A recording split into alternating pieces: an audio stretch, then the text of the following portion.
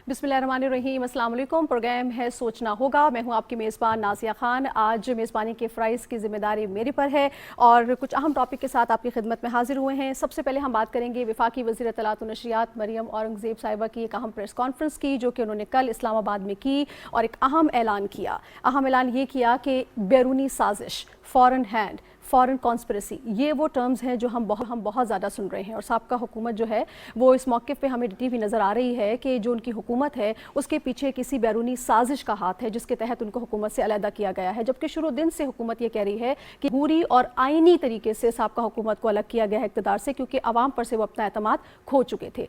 लेकिन चूँकि बैरूनी साजिश का बहुत वावेला है तो वफाकी वज़ीर इत्तलात व नशरियात मरियम औरंगज़ेब साहिबा ने ये अहम ऐलान किया कि हुकूमत जो है वो इंक्वायरी कमीशन तश्कील देना चाहती है और उसका फैसला किया गया है ताकि ये जो बैरूनी साजिश का वावेला है इसमें दूध का दूध और पानी का पानी हो जाए और हकीकत जो भी है वो आवाम के सामने आना ज़रूरी है। इसी हवाले से इस कमीशन की तश्कील की जा रही है। साथ ही साथ एक इंतहाई अहम बात उन्होंने ये भी की कि इस कमीशन का जो सरबरा है एक ऐसी शख्सियत होंगी जिनके हवाले से कोई चैलेंज नहीं कर सकेगा या उनके हवाले से कोई उंगली नहीं उठा सकेगा। लेकिन हमने ये देखा कि अभी इस प्रेस कॉन्फ्रेंस अभी ख़त्म ही हुई थी कि थोड़ी ही देर बाद साबका हुकूमत की जानिब से एक प्रेस कॉन्फ्रेंस की गई जिसमें इसको यकसर मुस्तरद कर दिया गया। तो आज अपने प्रोग्राम में मैं ये जानने की कोशिश करूंगी अपने पैनलिस्ट से, अपने मेहमानों से, कि ये तो वो वावेला है या ये तो वो शोर है जो साबका हुकूमत खुद मचा रही है कि उनके साथ जो है वो बैरूनी साजिश के तहत ये मामला दरपेश हुआ है। तहकीकाती कमीशन का मुतालबा उनका खुद का है। अब जब हुकूमत तहकीकाती कमीशन की जानिब बढ़ रही है तो फिर उसमें रोड़े क्यों अटकाए जा रहे हैं, यकसर उस फैसले को मुस्तरद क्यों किया गया है, इसके पीछे क्या लॉजिक है। और दूसरी बात, मैं ना मानूं की जो रट है ये कौम को आखिर किस तरफ लेके जाएगी, इस हवाले से आज हम ज़रूरी डिस्कशन करेंगे। फिर नाज़रीन, दूसरी अहम बात, वज़ीर आज़म मोहम्मद शहबाज शरीफ ने जब से वज़ारत उज़्मा का ओहदा संभाला है हमने देखा कौमी असम्बली के फ्लोर पर उन्होंने मेडन स्पीच की। अपनी पहली स्पीच में उन्होंने कहा कि मेरी और मेरी पूरी टीम की सबसे बड़ी काविश, सबसे ज़्यादा हमारी जो तमन्नाएँ हैं वो सर्फ होंगी अवामी रिलीफ की फराहमी पर और हमें वो ऐसा करते नज़र आए। काम काम और सिर्फ काम, ये वो फार्मूला है जिसके तहत वो हमें डे फर्स्ट से नज़र आ रहे हैं। चीनी या आटा सस्ता फराहम करने का मामला हो या फिर हमने ये देखा कि पेंशन में इजाफे का मामला हो या फिर बस सर्विस की फराहमी हो ट्रैवलिंग के पॉइंट ऑफ व्यू से, या दूसरी जानिब हमने ये भी देखा कि पेट्रोलियम मसनूआत की कीमतों में इजाफा ना करना हो, और सबसे बढ़कर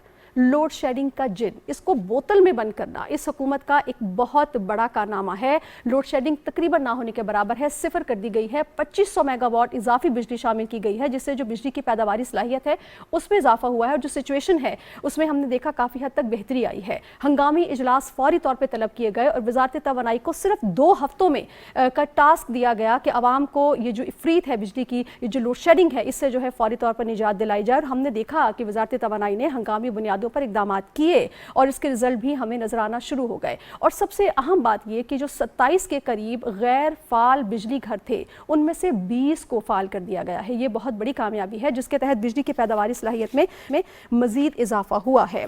तो हम यह जानने की कोशिश करेंगे कि इस नई हुकूमत ने 2 हफ्तों में जो काम किया पिछली हुकूमत 4 सालों में मुस्तकिल कहने के बावजूद ना कर सकी, उसकी क्या वजूहात हैं और आवाम की जो तवक्कुआत हैं वो अब इस मौजूदा हुकूमत से मज़ीद बढ़ चुकी हैं। जो मौशी चैलेंजेस इस हुकूमत को दरपेश है यकीनी तौर पे ये बहुत बड़े हैं, लेकिन उसके साथ साथ जब तक सियासी इस्तेहकाम नहीं आता मौशी इस्तेहकाम जो एक सवालिया निशान रहेगा। आज उस हवाले से भी हम बात करेंगे, लेकिन सबसे पहले मैं अपने मेहमान से आपका तारुफ करवा देती हूँ। मुझे ज्वाइन कर चुके हैं बज़रिया स्काइप नसीम सिद्दीकी साहब, एनालिस्ट है। बहुत शुक्रिया नसीम साहब, आपने ज्वाइन किया। Thank you. नसीम साहब, सबसे पहले मैं आपसे ये जानना चाहूंगी कि आज़ाद और खुद मुख्तार कमीशन पीटीआई की अपनी ख्वाहिश थी, अपना तकाजा था, अपना मुतालबा था। अब जब हुकूमत बनाने जा रही है तो एतराज़ किस बात का है सर? देखिए, बहुत शुक्रिया पहले तो प्रोग्राम में लेने के लिए। दूसरी बात ये कि ये होना चाहिए। पाकिस्तान में हमेशा यही हुआ है कि जब भी कोई बड़े वाकयात हुए, उनके कमीशन बने, फैसले सही नहीं आते, आवाम को सही बात नहीं पता चलती। आप हमीदुर रहमान कमीशन ले लें या बेनज़ीर भुट्टो शहीद के उसके ऊपर जो कमीशन बना था वो ले लें, ये कमीशन बनना चाहिए क्योंकि यहाँ पे गद्दारी के इल्ज़ामात हैं, साजिश के इल्ज़ामात हैं। किसी के ऊपर गद्दारी के इल्ज़ामात इस तरह नहीं लगने चाहिए क्योंकि पाकिस्तान में जो भी बैठा है, जो भी सियासत कर रहा है, वो पाकिस्तान के साथ वफादार है। ये बहुत हमने सुन लिया कि हम एक दूसरे के ऊपर गद्दारी के इल्ज़ामात लगाते हैं और ये एक साजिश का जो इल्ज़ाम है ये बहुत बड़ा इल्ज़ाम है। इसके ऊपर ज़रूर कमीशन बनना चाहिए। हाँ, ये ज़रूर है कि आप जिन लोगों पे कमीशन मुश्तमिल बनाए, ये कमीशन का सरबराह बनाए, पीटीआई के साथ मुशावरत ज़रूर होनी चाहिए کیونکہ ماشاءاللہ پاکستان کے اندر بہت سارے ریٹائرڈ چیف جسٹس یا فوج میں سے لیفٹیننٹ لیکن نسیم صاحب ابھی تو نسیم صاحب سوری قطع کلامی معاف، ابھی تو ٹی آر اوز جو ہے وہ ٹی او آرز جو ہے وہ ابھی بننے ہیں، ابھی اس پر نیکسٹ میٹنگ ہونی ہے، لیکن اس سے پہلے ہی اس کو یکسر مسترد کر دیا گیا ہے سر، تو بات آگے کیسے جائے گی؟ ہاں دیکھیں یہ بالکل اس طرح مسترد نہیں کرنا چاہیے، بات چیت کے رستے ہمیشہ کھلے رہنے چاہیے. آپ نے دیکھا کہ یورپ میں بھی دوسری جنگ عظیم ہوئی تھی تو آخر میں سب لوگوں نے ٹیبل پہ بیٹھ کے ہی بات کی تھی. تو دنیا کے جتنے بڑے مسائل ہیں وہ میز پہ بیٹھ کے حل کرتے ہیں. اگر ہم ایک دوسرے کے ساتھ بات نہیں کریں گے تو تلخیاں بڑھتی چلی جائیں گی اور پاکستان کی عوام ان باتوں کی متحمل نہیں ہو سکتی. پی ٹی آئی کو چاہیے کہ موجودہ گورنمنٹ کے ساتھ بیٹھیں، جو ان کے اپنے خواہشات ہیں یا ٹی او آرز وہ رکھوانا چاہتے ہیں وہ میڈیا کے سامنے بھی رکھیں اور حکومت کے سامنے بھی رکھیں، تاکہ عوام کو بھی پتہ چلے کہ کیا معاملات ہیں. تمام معاملات میں شفافیت ہونی چاہیے اور کمیشن ضرور بننا چاہیے تاکہ دودھ کا دودھ پانی کا پانی ہو جائے، پتہ چلے کہ اصل معاملہ کیا ہے. کیونکہ اگر عوام کو اصل معاملہ نہیں پتہ چلے گا تو پھر اس میں کس طرح بہتری آ سکتی ہے. یہ سازش کا الزام چلتا رہے گا، کب تک چلتا رہے گا؟ پاکستان میں تو اس طرح کی چیزیں ختم ہی ہونے کو نہیں آتی تھی. یہ بڑا اچھا اقدام ہے گورنمنٹ کا کہ انہوں نے کمیشن بنانے کا فیصلہ کیا ہے، اور اگر پی ٹی آئی اس میں شامل ہو جاتی ہے ٹی او آرز میں تو بڑا اچھا ہو جائے گا تاکہ اس چیز کا فیصلہ سامنے آ جائے گا. نسیم صاحب کیا یہ بہتر نہ ہوتا کہ یکسر مسترد کرنے سے پہلے وہ حکومتی ٹیم کے ساتھ بیٹھتے اور اس کے بعد اگر کوئی ایسی صورتحال ہوتی تو اپنا موقف پیش کرتے؟ یکسر مسترد کرنا یا جو اعتراضات کل ان کی جانب سے سامنے آئے ہیں، آپ سمجھتے ہیں کیا وہ جسٹیفائیڈ ہے؟ اس طرح سے تو نظام آگے نہیں چل سکے گا، یہ معاملہ جوں کا توں رہے گا. دیکھیں جیسے میں نے پہلے کہا کہ بات چیت کا دروازہ بالکل بند نہیں کرنا چاہیے تھا. جب مریم اورنگزیب صاحبہ کا بیان آیا ہے تو اس کے بعد پی ٹی آئی سے رابطہ کرتے یا پی ٹی آئی ان سے رابطہ کرتی اور ان سے بات کرتی کہ یہ تو بڑا اچھا آپ نے کام کیا کہ آپ اس کے بارے میں کمیشن بنانا چاہتے ہیں تاکہ ساری دنیا کو پتہ چلے اگر سازش ہوئی ہے تو بات چیت کا رستہ بند نہیں ہونا چاہیے. بالکل سے انکار نہیں کر دینا چاہیے کہ ہم بالکل اس بات کو نہیں مانتے یا یہ حکومت کیا کروائے گی. تو جب تک آپ مل کر نہیں بیٹھیں گے، ان معاملات کا حل نہیں نکالیں گے تو حل کیا ہوگا؟ اگر آپ خود چاہتے ہیں کہ کسی کو اس کا سربراہ رکھا جائے یا کمیشن کے کوئی ٹی او آرز ہیں تو آپ حکومت کو بتائیں، لیکن جب آپ صاف انکار کر دیتے ہیں کسی بات سے پھر تو رستے بند ہو جاتے ہیں. پھر تو نہ آپ کا معاملہ سلجھے گا، نہ گورنمنٹ کا معاملہ سلجھے گا اور نہ عوام کو پتہ چلے گا. تو نسیم صاحب اس سے کیا مراد لی جائے کہ پی ٹی آئی جو ہے آئندہ حکومت اس حوالے سے اگر فرض کریں کوئی اور بھی اقدامات لیتی ہے تو پھر یکسر جو ہے وہ میں نہ مانوں کی جو رٹ ہے وہ مسلسل ہمیں اسی طرح سے نظر آئے گی؟ دیکھیں بات یہ ہے کہ 2 دفعہ پاکستان کے اعلیٰ اپنا جو افواج ہے اس کے لوگ بھی شامل رہے تھے. جو قومی سلامتی کمیٹی کا اجلاس ہوا تھا اس نے بھی 2 دفعہ اس کے اوپر جو عمران خان صاحب نے بات کی ہے، جو اس کے اندر گفتگو ہوئی ہے، جو اس کا مندرجات تھے خط کے اس کے بارے میں ذکر ہوا ہے، تو وہ یا یہ گورنمنٹ کنفرم کر دے کہ واقعی وہ باتیں اس میں لکھی ہوئی ہیں یا نہیں لکھی ہوئی ہیں. تو اس طرح کلیئرٹی آ جائے گی، کلیئرٹی آنی چاہیے اور ڈیسیجن ہونا چاہیے کوئی نہ کوئی. تو یہی تو کہہ رہے ہیں نسیم صاحب، حکومت کا یہی تو موقف ہے. وہ کہہ رہے ہیں کمیشن بننے دیں، تحقیقات ہونے دیں، ایک ایسا سربراہ ہوگا جس پر کوئی آبجیکشن نہیں ہوگی، دودھ کا دودھ پانی کا پانی ہو جائے گا. جو بھی فیصلہ آئے گا، جو بھی فائنڈنگز ہوں گی وہ عوام کے سامنے ہوں گی، عوام بہتر اس کو دیکھ سکیں گے کہ معاملات کیا ہیں. تو یہ تو بہت آسان طریقہ ہے، بہت آسان فارمولہ ہے. جی بالکل، اس میں تو کوئی شک و شبے والی بات نہیں. کمیشن بننا چاہیے اور کمیشن جو بھی بنے گا اس پہ پی ٹی آئی کا موقف لیا جائے، ان سے نام مانگ لیے جائے. جس طرح پہلے بھی کئی معاملات میں، جس طرح نیب کا معاملہ ہے، چیف الیکشن کمشنر کا معاملہ ہے، وہاں پہ اپوزیشن لیڈر اور وزیر اعظم جو ہے مل بیٹھ کے ایک شخص کا نام جو ہے تجویز کرتے ہیں، دونوں کی اس کے اوپر جو ہے وہ کانفیڈنس ہوتا ہے.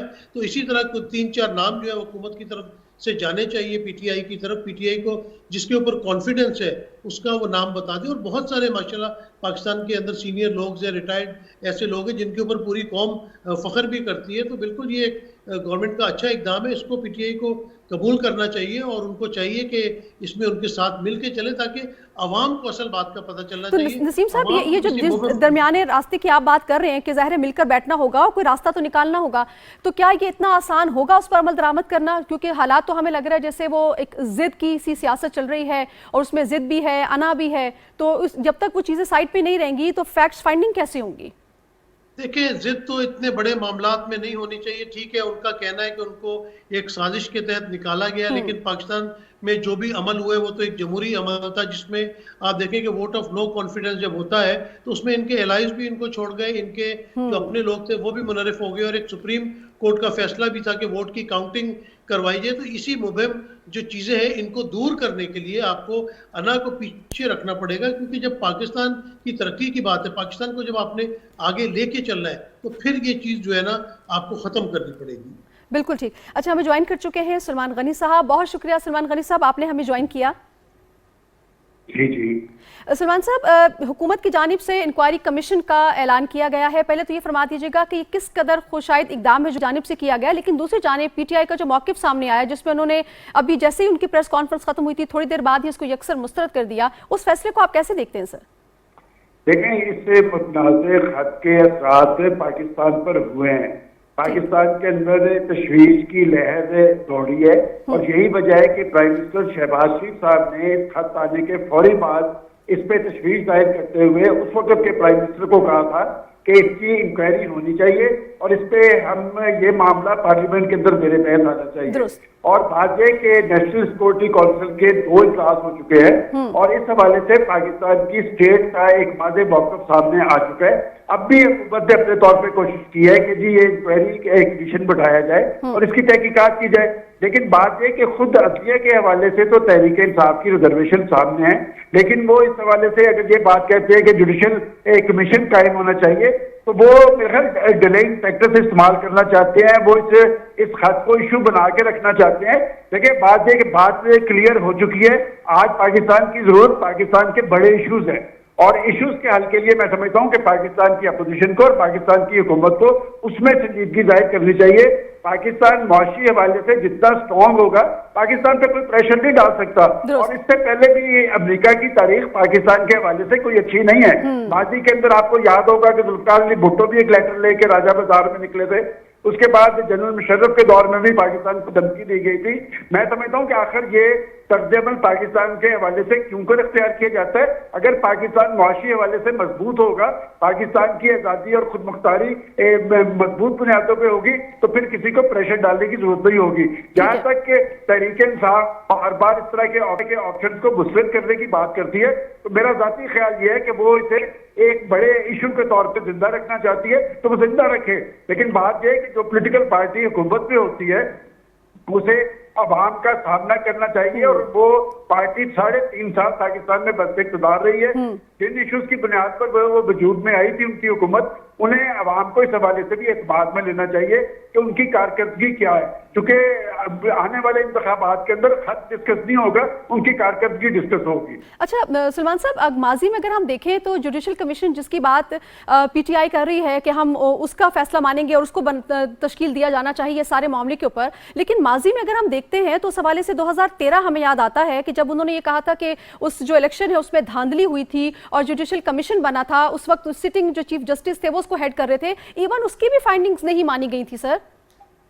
देखिए, उन्होंने मुतालबा किया था, मुझे अच्छी तरह याद है कि उन्होंने इस हवाले से बहुत ज्यादा प्रेशर हुकूमत पे डाला था। जुडिशल कमीशन का क़याम अमल में आया और जुडिशल कमीशन ने उस वक्त ये इस बात को मुस्तरद किया था कि पाकिस्तान के इंतखाबात में कोई मुनज़्ज़म धांधली हुई है। अलबत्ता उन्होंने कुछ हल्कों की बात की थी कि उन हल्कों की तहकीकात करवानी चाहिए और जिन 4 हल्कों की बात तहरीक इंसाफ कर रही थी, आपको याद होगा कि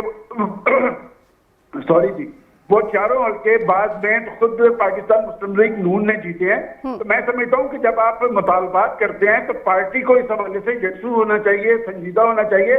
आज भी अगर वो जुडिशल कमीशन की बात करते हैं तो एक तरफ तो वो अदलिया के हवाले से साबिक वज़ीर आज़म ये कहते नजर आते हैं कि जब मैं 12 बजे रात को अदालत खुलती देखता हूँ तो मुझे नींद नहीं आती, तो दूसरी तरफ जुडिशल कमीशन का मुतालबा कर रहे हैं। मेरा ख्याल वो अदारों के हवाले से अगर यकसू होंगे तो ये उनकी सियासत के लिए बहुत अच्छा होगा। ठीक है। अच्छा नसीम साहब, जरा आप ये फरमा दीजिएगा, सलमान गनी साहब मैं चाहूँगी आप हमारे साथ ही रहिएगा सर। नसीम साहब ये फरमा दीजिएगा कि ये भी तनकीद मुसलसल हमें देखने को और सुनने को मिल रही है कि जो वादे पीटीआई की गवर्नमेंट ने किए थे क्योंकि वो डिलीवर नहीं कर सके, 1 करोड़ नौकरियों का वादा, 50 लाख घरों का वादा, गुर्बत का खात्मा, महंगाई को कम करना, ये चीज़ें जो है हमें होती हुई नजर नहीं आई।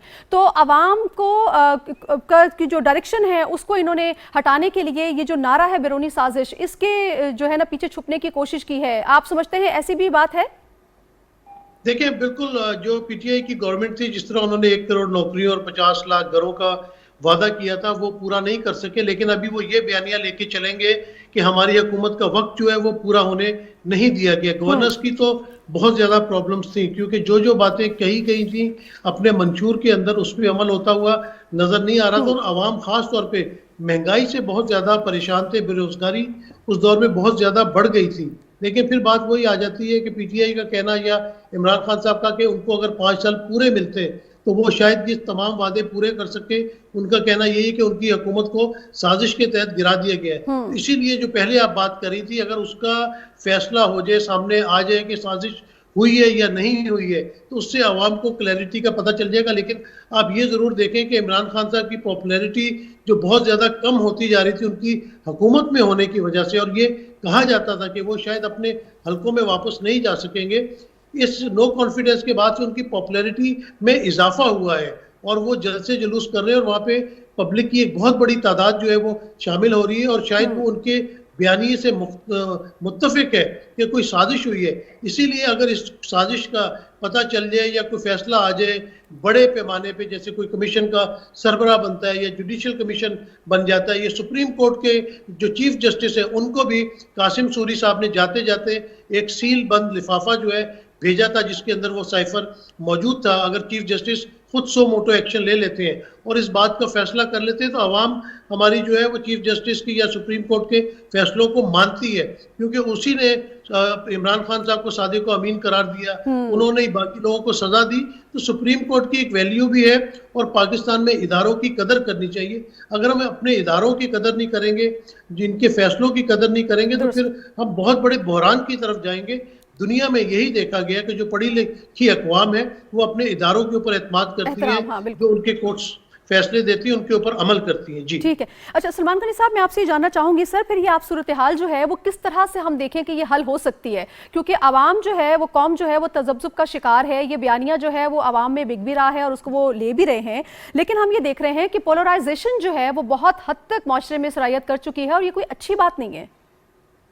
دیکھیں، بات یہ کہ جہاں تک آپ عوام کی بات کر رہے ہیں اور عوام پہ اس بیانیے کی اثرات کی آپ نے بات کی ہے، یہ ایک ایشو ضرور ہے، اور ہے کہ وہ ایک نان ایشو کو ایشو بنانے کی کوشش کی ہے، اور اس ایشو کے ذریعے انہوں نے اپنی جو 3.5 سالہ کارکردگی ہے اس سے صرف نظر بنتا ہے۔ دیکھیں، پاکستان کے لوگوں کے ایشوز کیا ہے؟ پاکستان کے لوگوں کے برننگ ایشوز یہی ہے کہ مہنگائی ہے، بے روزگاری ہے، غربت ہے، جہالت ہے، پسماندگی ہے اور لوڈ شیڈنگ ہے۔ آج ہے کہ پاکستان کی پولیٹیکل پارٹیز نے اور خاص طور پہ پاکستان کی حکومتوں نے اس حوالے سے کیا کیا ہے کہ آخر کیا وجہ ہے کہ عمران خان صاحب کی حکومت سے پاکستان کے عوام کو بہت ساری توقعات تھیں، اور خاص طور پہ پاکستان کی نئی نسل کو توقعات تھی، اور نئی نسل یہ سمجھتی تھی کہ خان صاحب کی حکومت بس اقتدار آ کر نہ صرف نئی نسل کا پاکستان کی سیاست میں اقتدار ہوگا، بلکہ خاص طور پہ جو بے روزگاری کا طوفان ہے وہ حل ہو پائے گا۔ کیا پاکستان کے اندر بے روزگاری کا طوفان حل ہو پایا؟ میں سمجھتا ہوں کہ بے روزگاری بڑھی ہے، اور خود اعداد و شمار کے مطابق 20 سے 25 لاکھ لوگ بے روزگار ہوئے ہیں۔ اس کے بعد انہوں نے پاکستان کی سیاست میں تبدیلی کی بات کی تھی، بڑی معذرت کے ساتھ۔ دیکھیں، پاکستان کی سیاست میں ایک عدم برداشت کا رویہ سامنے آ رہا ہے جو خود سیاست کے لیے خطرناک ہے۔ پاکستان کے پولیٹیکل پارٹیز کو افہام و تفہیم کے ساتھ ایشوز سیاست کرنی چاہیے، نہ کہ یہ جو گالی گلوچ اور الزام تراشی کے رجحان کو ہوا دے کر پاکستان کے اندر انتشار اور خلفشات میں اضافہ ہوا ہے۔ اس سے کوئی پاکستان کی نئی نسل پہ اچھے اثرات نہیں ہوئے، اور خاص طور پہ خان صاحب کی حکومت سے یہ توقعات تھی کہ وہ پاکستان کے اندر سیاسی تبدیلی لائیں گے، اس میں بھی وہ ناکام رہے ہیں۔ وہ خط کو ضرور ایشو بنائیں، اور خط کا معاملہ کھلنا چاہیے۔ لیکن میں نہیں سمجھتا کہ پاکستان کے اندر کوئی شخص ایسا ہے جو خود اپنے ملک کے خلاف سازش کرے، اس لیے کہ پاکستان کی سیاسی تاریخ یہ بتاتی ہے کہ پاکستان کے خلاف جس نے بھی سازش کرنے کی کوشش کی ہے اس کا انجام بڑا شرمناک اور افسوسناک ہے۔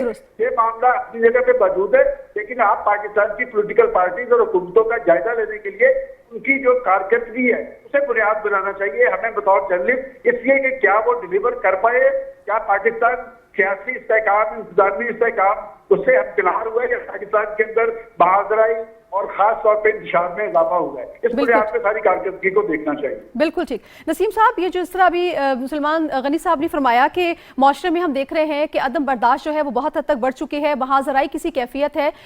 جس معاشی استحکام کی جانب یہ حکومت کوشش کر رہی ہے یا جس کا تقاضا کیا جا رہا ہے جو بہت ضروری ہے پاکستان کے لیے، وہ کیسے ممکن ہو سکے گا اگر سیاسی استحکام نہیں ہوگا سر؟ یہ بہت اچھی بات کی ہے. ہمارے سینئر بڑے محترم ہے سلمان غنی صاحب، انہوں نے بالکل صحیح نشاندہی کی ہے. دیکھیں اس میں قصور عدالتوں کا بھی آ جاتا ہے. یعنی کہ ہم بڑے اپنے لڑکپن میں تھے تو تب سے سن رہے ہیں کہ زرداری صاحب جو ہے وہ کرپٹ ہیں یا 10% ہیں.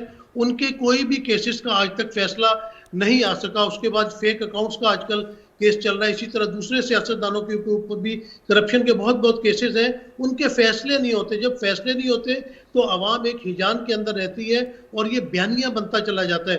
آپ دیکھیں کہ جب پی ٹی آئی کی گورنمنٹ تھی اور ہم پریس کانفرنس میں بیٹھتے تھے تو میں شہزاد اکبر صاحب سے اکثر کہتا تھا کہ کیا آپ پریس کانفرنس کر کے یہ کاغذ لہرا کے جو ایک بیانیہ بنایا جاتا ہے، خدا کے واسطے اس کو چھوڑ دیں اور عدالتوں کے اندر جو ہے اس کو پروف کریں. وہاں پہ تو جب آپ کے پروسیکیوٹرز جاتے ہیں، کبھی ان کے پاس کاغذات پورے نہیں ہوتے، کبھی وہ التوا لے لیتے ہیں. تو اس طرح کی چیزیں نہیں ہونی چاہیے. اور انہی وجوہات کے بنا پر پاکستان کے اندر یہ جو نفرت کی سیاست ہے وہ بڑھتی چلی جا رہی ہے. سیاستدانوں کے اوپر اتنے الزامات لگتے ہیں، ان کا فیصلہ کوئی نہیں ہوتا، جس کی وجہ سے ایک ایمبیگٹی رہتی ہے لوگوں کے اندر. تو اگر عدالتیں ان فیصلوں کے جلد از جلد فیصلے کرنے شروع کر دیں ان کیسز کے، تو اس سے بھی بہت کلیئرٹیز جو آ جائیں گی. دوسری طرف آپ نے معاشی حالات کی بات کی. دیکھیں اس وقت سب سے امپورٹنٹ جو معاملہ پاکستان میں وہ معاشی حالات کو درست کرنے کا ہے. اب شہباز شریف صاحب کا ایک ٹریک ریکارڈ بہت اچھا ہے کہ انہوں نے پنجاب کے اندر جس طرح حکومت کی ہے، بڑی ایکٹیولی کام کرتے ہیں، 18 گھنٹے کام کرتے ہیں، ہر چیز کے اندر خود انٹرسٹ لیتے ہیں. تو ان کی اپنی ساری توانائی جو ہے وہ معاشی حالات بہتر کرنے کی طرف لگانی چاہیے. یہ سیاسی انتقام یا اس طرح کی چیزیں نہیں ہونی چاہیے. اور شہباز شریف صاحب نے کہا بھی ہے کہ وہ اس طرح کی چیزیں نہیں کریں گے اور ساری اپنی جو کنسنٹریشن ہے وہ کام کی طرف رکھیں گے. مفتاح اسماعیل صاحب بڑے قابل جو ہے وہ فائنانس کے منسٹر ہیں، ان کو معاشیات کی بہت سمجھ ہے. تو ان کا سارا فوکس جو ہے پاکستان کی معاشی حالات اور جو بے روزگاری پاکستان کے اندر بہت زیادہ بڑھ گئی تھی اس پہ ریلیف دینا چاہیے. ان کو پرائیویٹ جو کمپنیز ہیں، پرائیویٹ ادارے ہیں، ان کو بھی آن بورڈ لینا چاہیے کہ وہ جو اپنے ورکرز ہیں ان کے لیے بہتری پیدا کریں، ان کی سیلریز انکریز کریں تاکہ پاکستان کے اندر ایک خوشحالی آ سکے. ٹیکس نیٹ کو بڑھانا چاہیے. اگر ٹیکس نیٹ کو یہ مزید بڑھائیں گے، جس کی تعریف بھی کی ہے مفتاح اسماعیل صاحب نے، تو اس سے ہمارے پاس ریونیو آئے گا. ہمیں یہ جو قرض لینے کے لیے جاتے ہیں یا ہم کشکول لے کے پوری دنیا میں پھرتے رہتے ہیں، اس کو توڑنا پڑے گا. پاکستان ایک بہت زرخیز ملک ہے. ہمارے ملک میں اگر ایگریکلچر ڈپارٹمنٹ کو ہی توجہ دی جائے تو ہم اپنی ایکسپورٹس بڑھا سکتے ہیں. پوری دنیا میں ہم نے دیکھا ہے، اگر آپ مڈل ایسٹ چلی جائیں تو وہاں پہ جتنی بھی اجناس نظر آئیں گی وہ مختلف ممالک سے آئی ہوئی ہوتی ہیں.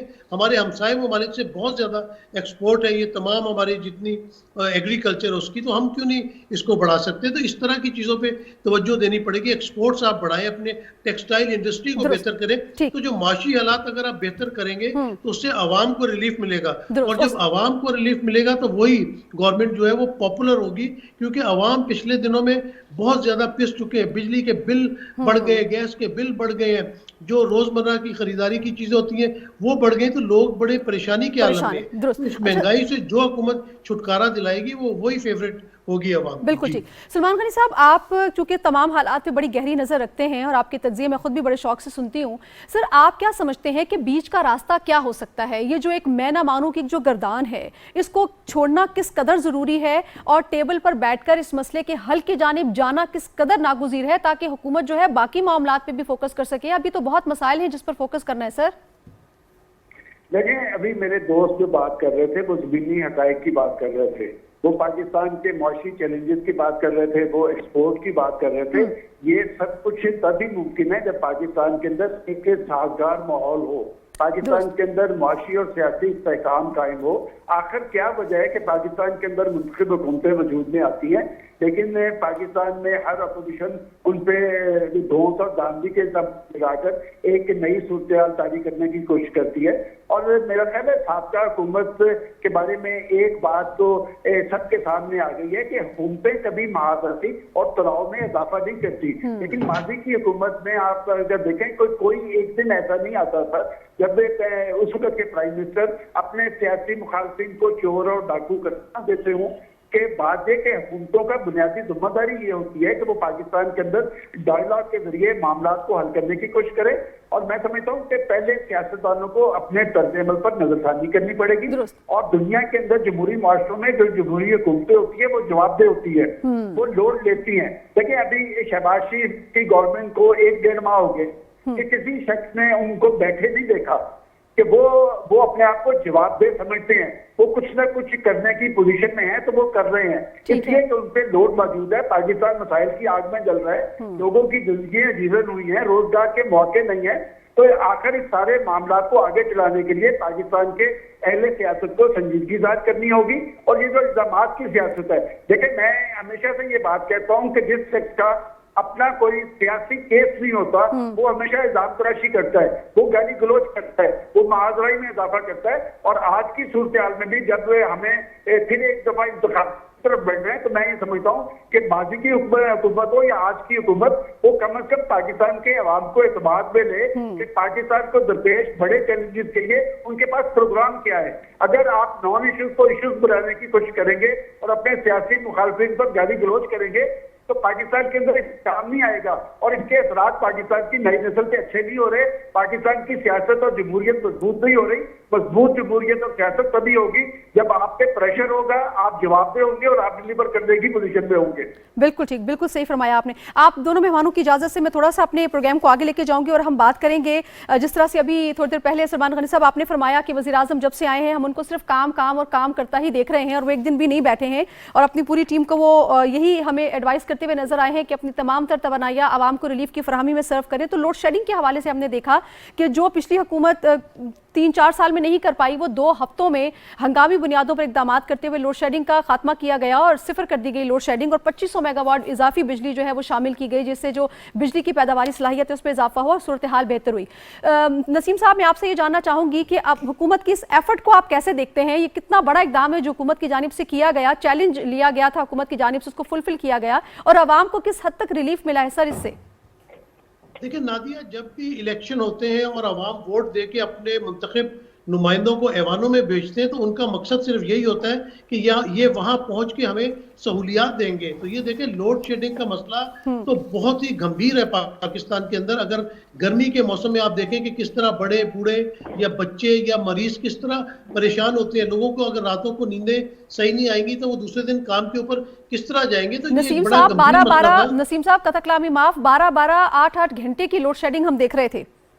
جی بالکل, آپ بالکل صحیح بات کری. تو میں اسی کی نشاندہی کر رہا ہوں کہ ان باتوں کو تو آپ کو بہت زیادہ امپورٹنس دے کے فوری طور پہ حل کرنا چاہیے تھا. اور اگر جس طرح شہباز شریف صاحب نے آ کے اس کو ہینڈل کیا ہے, فوری طور پہ اس کا نوٹس لیا ہے, لوڈ شیڈنگ اگر اپنا بالکل زیرو پہ چلی گئی تو یہ ایک عوام کو بہت زیادہ ریلیف ہے. اچھا, عوام کے بعد بزنس مین طبقے کو بھی جو چھوٹی چھوٹی دکانیں چلاتے ہیں, جو جنریٹر افورڈ نہیں کر سکتے, ان کی دکان سارا دن بند رہتی ہے, کوئی فوٹو کاپی کی شاپ ہے, کوئی اور اس طرح کی شاپس ہیں, ان کو بھی بڑا ریلیف ملتا ہے. اور جب ریلیف ملتا ہے تو اس سے ان کا کاروبار بڑھتا ہے, ان کو روزگار ملتا ہے. تو یہ صرف یہ نہیں کہ لوڈ شیڈنگ ختم ہونے سے گرمی کم ہو جاتی ہے, اس سے کاروبار کو بھی بہت بڑا فرق پڑتا ہے, صنعتیں چلنا شروع ہو جاتی ہے. تو یہ بہت اچھا اقدام ہے اور اسی طرح کے مزید اگر اقدامات کیے جائیں, جس طرح شہباز شریف کا امتیاز ہے کہ وہ بڑی محنت کے ساتھ کام کرتے ہیں, 18 گھنٹے کام کرتے ہیں, ہر چیز کے اوپر نظر رکھتے ہیں. وہ کل لاہور کے اندر جو ہے وہ گاڑی کے اندر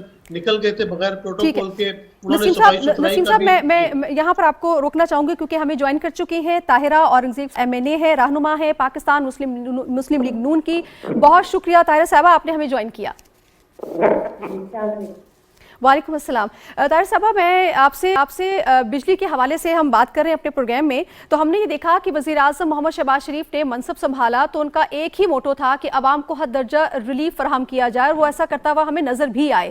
آپ کیا سمجھتے ہیں کہ لوڈ شیڈنگ کے حوالے سے جو ریلیف حکومت کی جانب سے عوام کو دیا گیا ہے یہ کتنا بڑا ہے اور حکومت کی سنجیدگی کو کتنا ظاہر کرتا ہے؟ बिस्मिल्लाहिर्रहमानिर्रहीम। तो नवाज शरीफ साहब जिस दिन प्राइम मिनिस्टर पाकिस्तान बने जी। उसी दिन आपने देखा होगा कि नेक्स्ट डे वो जहाँ जहाँ गए देखा वहाँ कोई ऑफिसर मौजूद थे, उन्होंने कहा कि 8 बजे ऑफिस टाइम है वो पकड़ती हुआ सब आ गए। जी फिर उन्होंने फैसले की नीति बदल की, ये इसीलिए पाकिस्तान के अवाम काम कर रहे थे। और जब सरकार मुमलिकत खुद एक्टिव हो तो फिर हर अच्छा ताहिरा साहिबा, कथा कलामी माफ, आपकी आवाज़ हम सही तरह सुन नहीं पा रहे हैं, आपको दोबारा ज्वाइन करते हैं ताकि आपकी आवाज़ सही तरह लोगों तक पहुंच चुके जो बात आप कहना चाह रही हैं। जी सलमान साहब, मैं आपकी जानिब आऊंगी। लोड शेडिंग का एक जो जिन है जिसको बोतल में बंद करने की कोशिश की गई, जिसमें हमें हुकूमत कामयाब नजर आई, सर ऐसा जो है वो माजी में क्यों नहीं किया गया? क्या वजूहात थी कि लोड शेडिंग जो है वो हमें बढ़ती हुई नजर आई और कहीं पर 8 घंटे की, कहीं पर 12 घंटे की और कहीं पर उससे भी ज्यादा हमें नजर आई है? देखिए, जब मैं आपसे बात कर रहा था कि जब हुक्मरानों के अंदर जवाबदेही का एहसास हो तो मसाइल हल होते हैं। अगर आपको याद हो तो 2013 में 18 घंटे की लोड शेडिंग थी और अपनी इंतखाबी कैंपेन में नून लीग की लीडरशिप ने वादा किया था कि हम लोड शेडिंग खत्म करेंगे और उन्होंने अपना जो पावर बेस है उसे बढ़ाया, नए बिजली घर पैदा किए और फिर खुद तहरीक इंसाफ की गवर्नमेंट ने उनके जिम्मेदारान ने ये बात की कि इन्होंने बिजली पूरी करके दी है। लेकिन वो जो एक इल्जाम तराशी की सियासत है कि वो ये भी मानते थे कि बिजली भी पूरी कर दी है, लेकिन ये कहते थे कि महंगे दामों हो गए। मैं समझता हूँ कि अगर मुल्कों ने आगे की तरफ जाना होता है तो बुनियादी जरूरत बिजली की है और बिजली की पैदावार की है। मैं आज भी समझता हूँ कि बिजली की पैदावार में कोई बड़ी कमी नहीं है। ये जो स्पाइस पावर हाउस थे वो क्यों कर बंद हुई? मैं समझता हूँ कि यही हुकूमतों की नाअहली होती है और जब हुकूमतों की आंखें खुली हों तो वो सब कुछ देख रहे होते हैं, उन्हें एक एहसास होता है। आज अगर नए हुक्मरान आए हैं तो ये सिर्फ एहसास की बात नहीं है, उन पे बहुत सारे प्रेशर्स भी हैं। मैं समझता हूँ कि लोड शेडिंग में बड़ी हद तक कमी हुई है और ये कमी होनी चाहिए इसलिए कि जब आप बिजली की पैदावार में आपने बिजली की पैदावार बढ़ाई है और बढ़ाने की आप कुदरत भी रखते हैं और जब आपके इंडस्ट्री चलेगी तो सिर्फ इंडस्ट्री चलने से इंडस्ट्रीज को फायदा नहीं होगा, इससे लोगों को रोजगार मिलेगा, इससे पाकिस्तान के मामलात आगे की तरफ बढ़ेंगे, पाकिस्तान मुआशी हवाले से मजबूत होगा। हाँ। मैं फिर वही बात करूंगा, किसी एक पार्टी की बात नहीं है, हमारा बड़ा सियासी अलमिया ये रहा है कि हमारी हुकूमतें जिस प्रोग्राम के तहत बरसे इक़्तिदार आती हैं वो मसलत इक़्तिदार पे पहुंचने के बाद उस प्रोग्राम पर कारबंद नहीं रहती, वो नित नए इश्यूज को अपनाकर अपनी कारकर्दगी पे असरअंदाज होती हैं। मैं समझता हूँ कि अगर खान साहब की गवर्नमेंट के पास एक अच्छा और मौसर प्रोग्राम था, वो उस प्रोग्राम को आगे बढ़ाते, पाकिस्तान के अंदर रोजगार के मौके पैदा करते, पाकिस्तान के 50 लाख लोगों को उन्होंने घरों की बात की थी, मेरा भी ख्याल कि कोई एक घर भी कंप्लीट किसी को मिला हो, तो मैं समझता हूँ कि जब हुकूमतों के अंदर हुकूमतों के ऊपर लोड होगा, जवाबदेही का एहसास होगा और अपनी कारकर्दगी बढ़ाने की तहरीक होगी तो मामला बेहतरी की तरफ जाएंगे। लोड शेडिंग में बड़ी हद तक खात्मा हुआ है, लेकिन मैं फिर ये बात कहूंगा कि पाकिस्तान के अंदर बिजली घर लगे हैं, बिजली की पैदावार में इजाफा होगा और फिर बिजली के बिल भी देने पड़ेंगे, बिजली चोरी का सद्देबाब भी करना पड़ेगा। और ये बात आप देख लें कि सियासी तारीख में मौजूद है कि आम आदमी जो है वो तो बिजली का बिल पे करता है, लेकिन कुछ इलाकों के अंदर बिजली चोरी के वाकयात होते हैं। ये हुकूमत को चाहिए कि इसका सद्देबाब करे और अगर आप सिर्फ बिजली चोरी पे काबू पा लें तो पाकिस्तान में बिजली की पैदावार पूरी होगी और लोड शेडिंग का खात्मा मुमकिन होगा। बिल्कुल ठीक। ताहिरा औरंगजेब साहिबा, आई होप आप मुझे सही तरह सुन पा रही हैं। मेरा सवाल फिर वही आपसे है कि जो रिलीफ की फराहमी का वादा किया था उस जानिब हमें हुकूमत नजर आ रही है, उसकी संजीदगी को आप कैसे देखती हैं?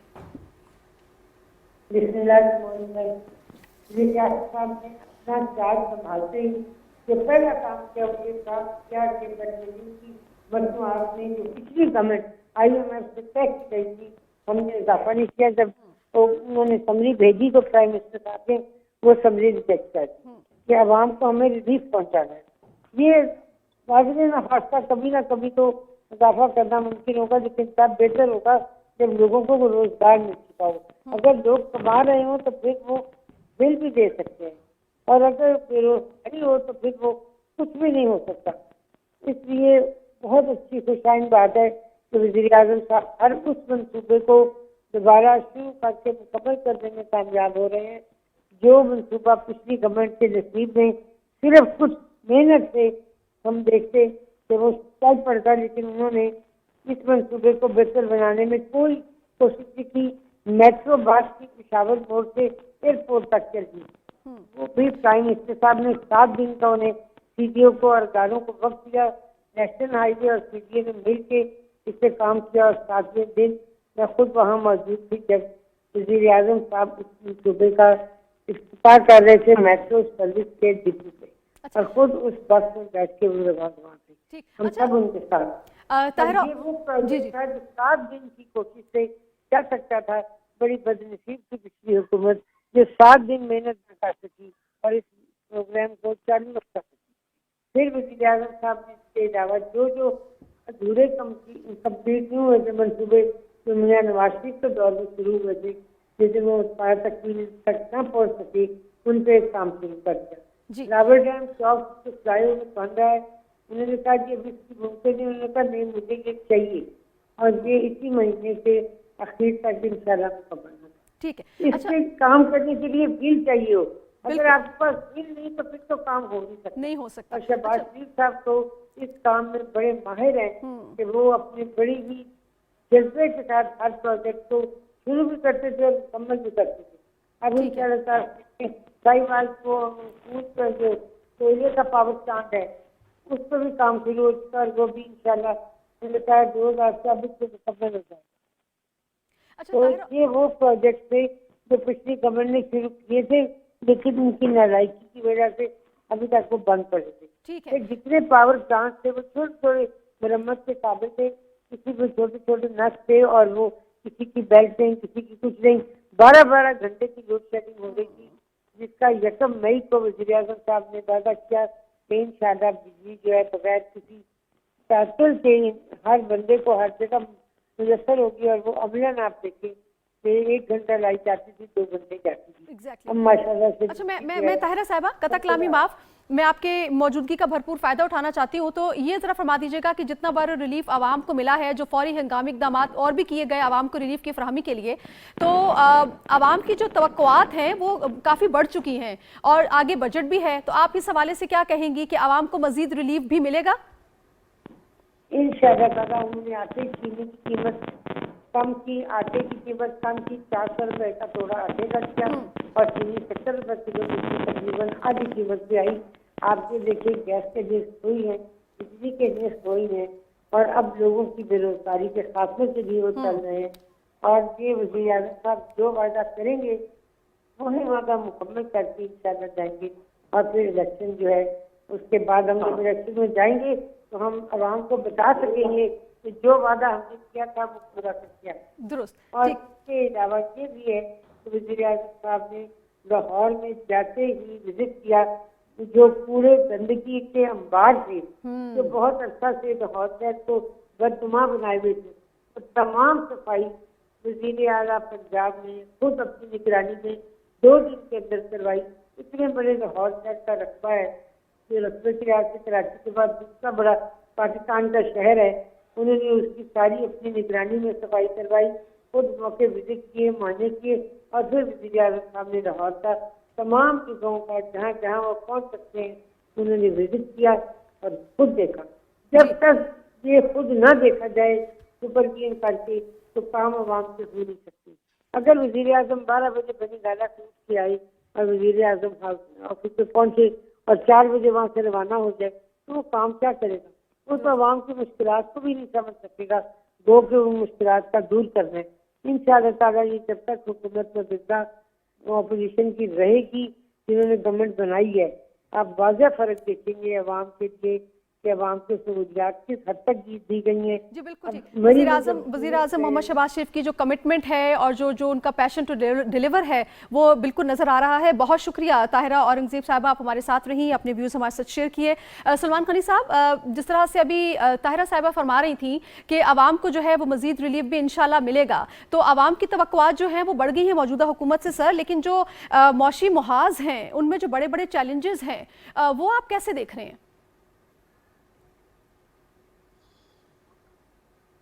सलमान गनी साहब हमारे साथ मौजूद हैं। جی نسیم صدیقی صاحب، میں آپ کی جانب آؤں گی. یہ جو ہم معاشی محاذ کی بات کرتے ہیں، بہت بڑے بڑے چیلنجز ہیں نئی حکومت کو. آپ کو یہ نبرد آزما کس طرح سے لگتا ہے کہ کتنے بڑے چیلنجز ہیں جس سے اس حکومت کو نمٹنا بہت ضروری ہے، اور اس طرح کی ریلیف جو لوڈ شیڈنگ کے حوالے سے بھی ہم نے دیکھا وہ مزید تاکہ عوام کو مل سکیں؟